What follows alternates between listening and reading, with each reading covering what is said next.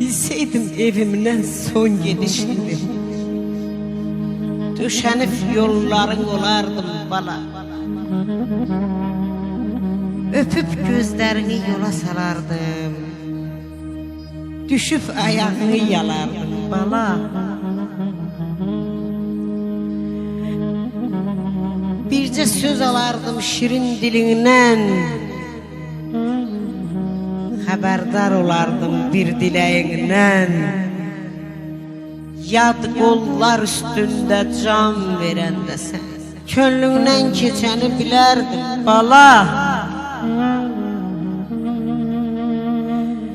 Ölüm çulgayanda körpe canın, feleğin kesende son gümanın. Torpaqlar üstünde axan qanını sürünüp dilimle silerdim bala.